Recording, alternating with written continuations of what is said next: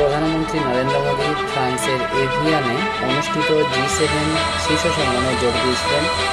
সেখানে তিনি বিশ্ব নেতাদের সাথে বিভিন্ন বৈঠকে অংশ নেন এবং প্রধান বৈশ্বিক চ্যালেঞ্জারগুলি বিষয়ে আলোচনায় অংশ নেন। বিশ্বমঞ্চে ভারতের এই প্রভাবশালী উপস্থিতিতে প্রধান আকর্ষণগুলো দেখতে পাচ্ছেন। G7 France,